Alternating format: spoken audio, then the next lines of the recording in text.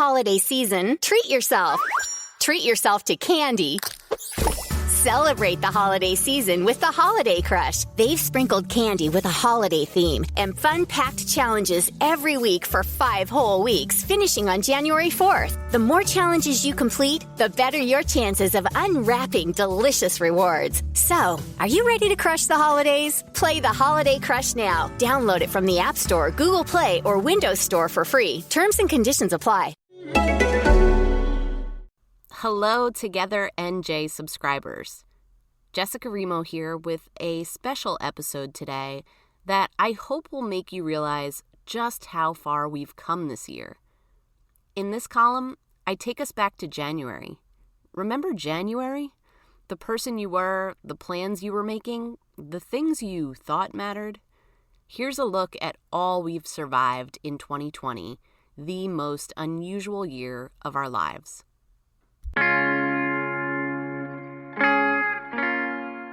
I'm not the same person I was a year ago, and neither are you.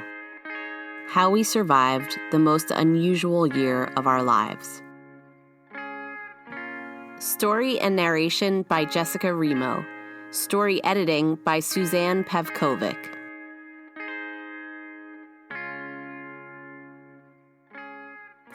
The last time I was in a crowd of people, a real crowd, not the checkout at Home Depot, was January 28th. I got up at 5 a.m. to join the Trump line, that is, the thousands who had converged, some of them days in advance, outside the Wildwood Convention Center in the hopes of sharing a room with the president. This was another of the first-person journalism escapades editors had thrust upon me. I remember the buttons vendors sold with snarky phrases like, Trump 45, suck it up, Buttercup. I can still picture the items brought and then abandoned as we wended our way through the line for 9 hours and never made it inside.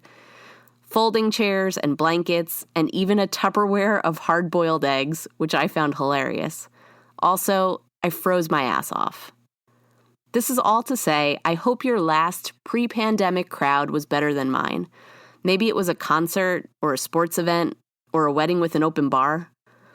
And while I wouldn't want to relive it again, I do miss the person I was that day. A person with far less anxiety. A person who wasn't afraid of other human beings. I was different then. We all were.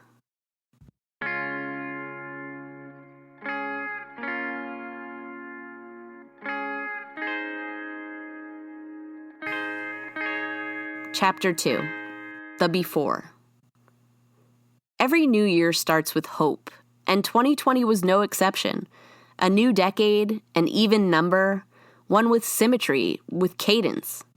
We never could have imagined the fresh hell we were ringing in. January was the last time I got a haircut. It was the last time I was in one room with my family, literally, because my mother decided we should try an escape room on New Year's Day. If the thought of being locked in a small space with your extended family on the hungoverest day of the year makes you groan, I'm sure some of us would have agreed. But if we knew then what we know now, we might have taken our time instead of racing our way out. My anxieties in January were over my unreachable New Year, New Me resolutions, how to keep my mother's eternal campaign for grandchildren at bay, and whether it would be crazy to buy an inflatable hot tub on Amazon. And I totally should have. They cost a fortune now. Do you remember your life from January? The person you were, the plans you were making, the things you thought mattered?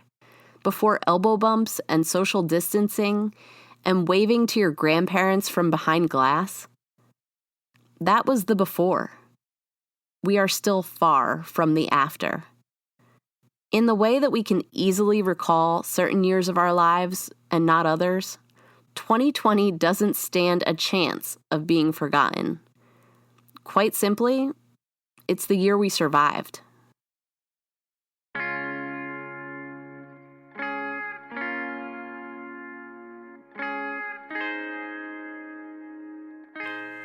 Chapter 3. The Uncertainty.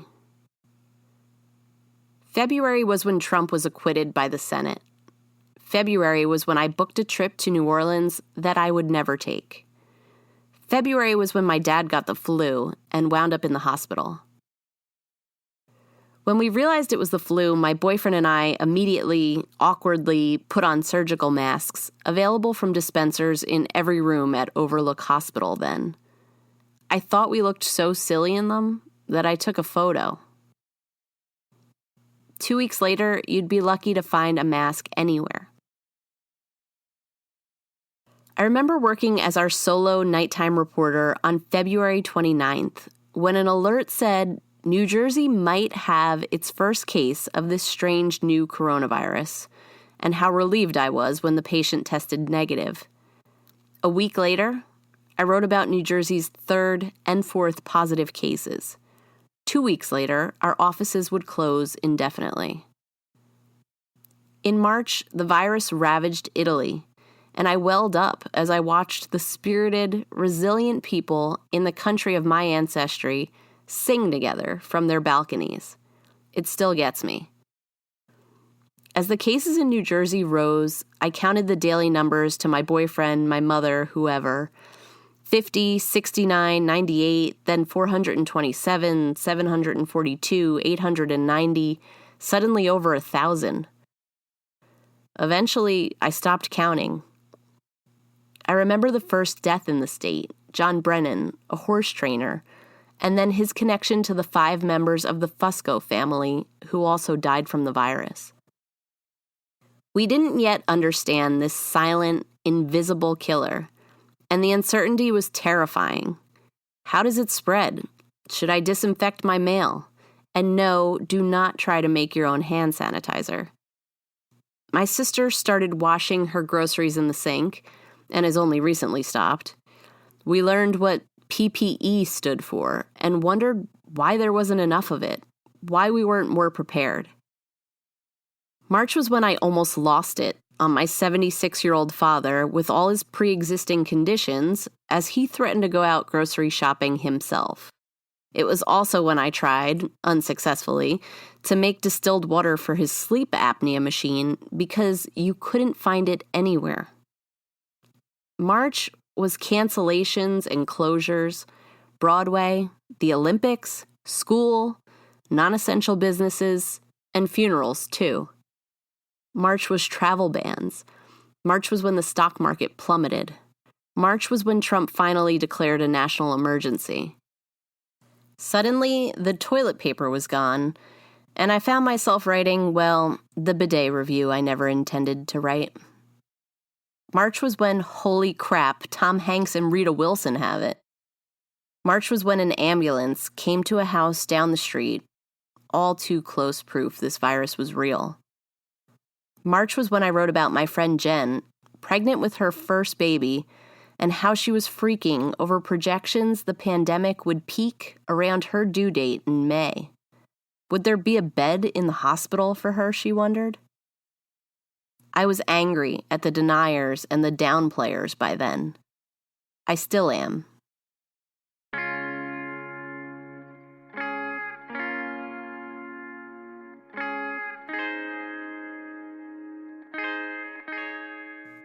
Chapter 4. The Distractions. By April, we settled in. We watched Tiger King. We DIY'd. We learned Zoom. Okay, how to mute and unmute took longer for some. Some of us became experts at what my sister dubbed playing the slots, refreshing apps maddeningly to secure a grocery delivery. I got one for 2 weeks from now, I'd text my whole family. Does anyone need anything? Toilet paper, Purell, and Lysol wipes, they'd all respond. Oh, and yeast. Good luck. In a panic, I ordered a dozen cans of beans. I still have them. We walked our dogs to exhaustion. We exchanged puzzles. We baked. Outside my home became National Geographic, as fewer cars meant more deer, raccoons, even a groundhog. In April, at 7 p.m., my neighbors and I set off our car alarms and banged pots in unison to cheer on frontline workers. I still think about the morgue trucks. I still think about the doctors and nurses and EMTs. I still don't know how they go to work every day. April meant being told, yes, we should all be wearing masks, but not knowing a war would commence over them. April was when it took John Prine. April was when my family held an Easter Zoom, complete with a show and tell bit, just like Jesus would have wanted, right? April was when I heard about Bob Stickles, a beloved educator fighting for his life. Suddenly, I knew someone who might die from this thing, and it made me much more careful. After 76 days on a ventilator, Stickles survived and then told me the full, unbelievable tale, which we published in August. In the spring, more of us than ever took up gardening, an act of catharsis, or maybe rebellion, a way to nurture life. I roamed local nurseries because that felt like a safe place to pass time. We planted tomatoes and catmint and impatiens and watched them grow, and then fended them from that once adorable groundhog. May meant a drive-by for my nephew's 18th birthday. He and my niece missed graduation, prom, and more, like so many others in the unfortunate class of 2020. In May, the economic devastation was just beginning, and I interviewed distraught business owners. It feels like a sucker punch, Courtney Frank of Forum Tuxedos in Hazlitt told me. I'm scared to lose the business, lose my house, all over something I didn't do, I couldn't control.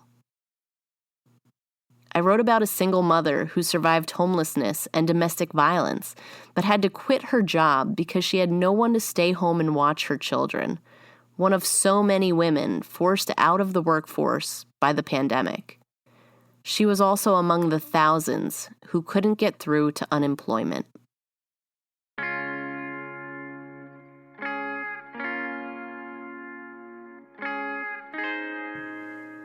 Chapter 5. A Call to Action. It was May 25th when Derek Chauvin, a white Minneapolis police officer, put his knee on George Floyd's neck for 8 minutes and 46 seconds while Floyd screamed that he couldn't breathe and cried for his mother. In a country long grappling with racial bias in policing, a country already struggling to reconcile the deaths of Ahmaud Arbery, Breonna Taylor, and so many others, this brutality, caught on video, sent shockwaves. Protesters filled the streets. Protesters who told me things felt different this time. Protesters who told me things had to be different this time. Racial justice and police reform became a central part of the 2020 election. Floyd's death sparked a worldwide response. Cities painted Black Lives Matter murals on their streets, including here in Trenton, Patterson, and Jersey City. In July, the New York Times estimated that 15 to 26 million people in the U.S. participated in recent demonstrations over Floyd's killing, making the protests the largest movement in the country's history, according to interviews with scholars and crowd-counting experts. At a June 6th protest in North Plainfield, James Patrick, 42, told me he and his wife have had the talk with their children. If you saw the video, you saw a man die right before your eyes, Patrick said. I mean, there's no denying it. It's something that's been going on for years. It's just that now we have social media to put it out to the public. I watched as cops took a knee with protesters in North Plainfield that day. Then they shot hoops together. Days later, in Gloucester County, a group of men reenacted Floyd's killing, with one kneeling on a man's neck, taunting protesters as they marched by. One of those men turned out to be a state corrections officer.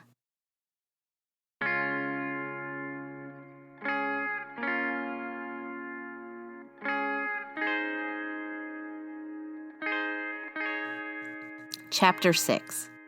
packed beaches, back to school, and oh yeah, an election. Though summer didn't totally squelch the virus like we hoped, we understood better how it spread and spent time with each other outside. People were eager to get to the shore, and towns struggled to restrict badge sales and maintain social distance on the sand. Blow-up pools were sold out everywhere. There were no big 4th of July fireworks displays, though people set them off in their yards for a month straight, it seemed. In August, Joe Biden officially became the Democratic candidate. August was when I waved out my birthday candles on an ice cream cake, which I shared with my family on my front porch. And then my college roommate and I drove 7 hours to Maine when our other roommate's father died suddenly, because we wanted to just be with her, which turned out to be so important and something we may not have done if life were as busy as it used to be. In September, my 2 sisters, a first grade teacher and a high school vice principal, went back to school. So did my 6 nieces and nephews, to varying degrees of virtual and in-person instruction. I talked to other teachers and school staff who couldn't or wouldn't go back. I talked to parents and learned what a learning pod is, and I still truly do not know how my friends with children, or gulp, teenagers, are managing all of this. In September, indoor dining reopened at 25%, and I asked restaurant managers and owners if they thought they could survive the winter that way. Time will tell. Also in September, frustrated by my hair but afraid of being inside a salon, I bought shears on Amazon, watched a video on YouTube, and cut my own to moderate success. In October, Trump got COVID-19, and the second wave began in earnest. I left out candy on Halloween, but hardly had any trick-or-treaters, like so many others. In November, well, you remember November, don't you? An election, a country divided, a week spent on my couch, glued to CNN, and I'd sooner forget it all. John King was in my dreams. And yes, we skipped our big Thanksgiving, much to my mother's dismay, though she did deliver stuffing to all of us. This will be the first time she's ever prayed for a 60-degree Christmas, or even a 50-degree day sometime around Christmas, so we can maybe get together outside.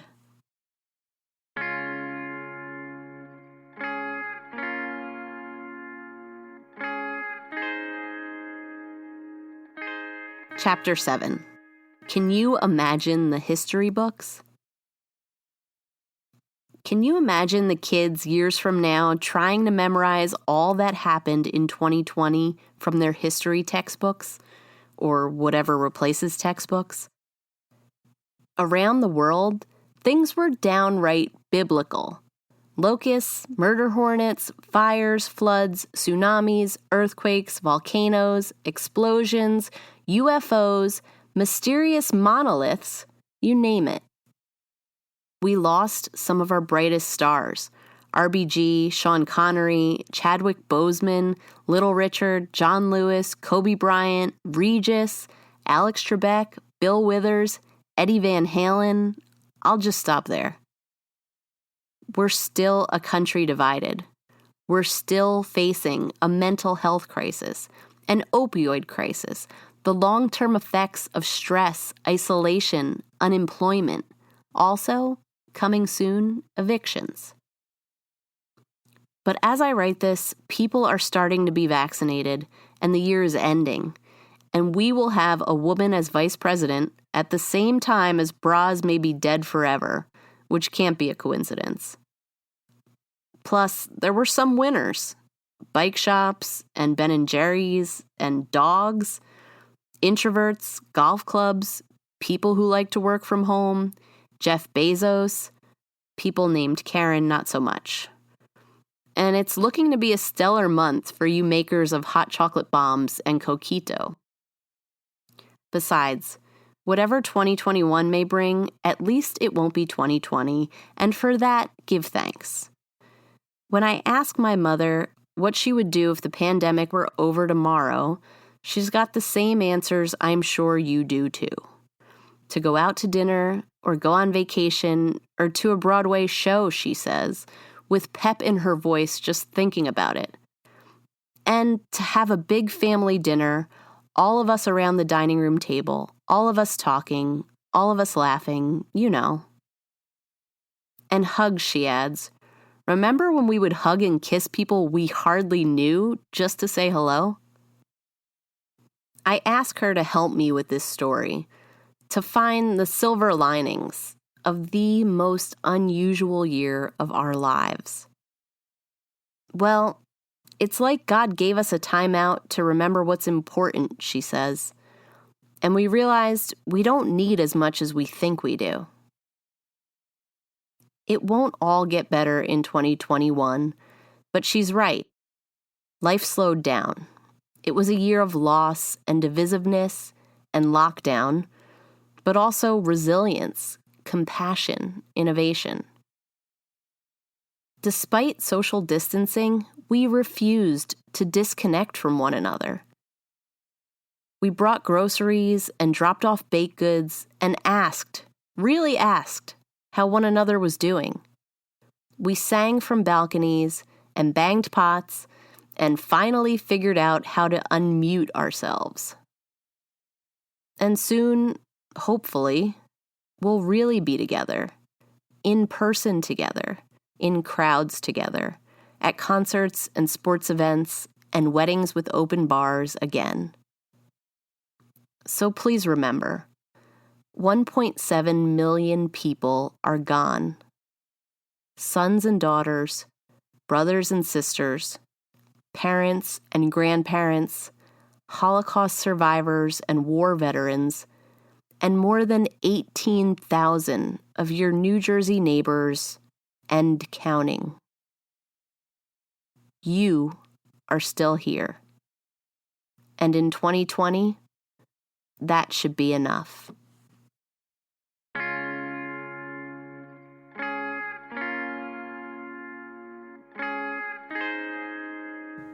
Story and narration by Jessica Remo. Story editing by Suzanne Pavkovic.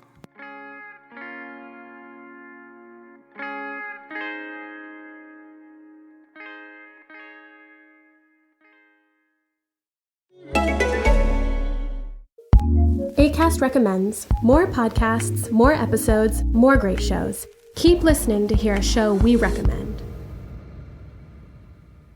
Chris and Rosie Ramsey here. We both realised that the only way we could have an actual conversation without being interrupted by a toddler or ended up staring at our phones was to start a podcast. In our weekly podcast, we chat life, relationships, arguments, parenting, growing up, and everything in between. Gets a bit heated sometimes, doesn't it? It actually does. It really does. We're actually not allowed to say the title of the full podcast here, weirdly, so head to your podcast listening device of choice and search Married Annoyed. There's another word at the beginning, but it's a swear word. By the way, if you don't like swear words, probably don't find it anyway. Acast recommends.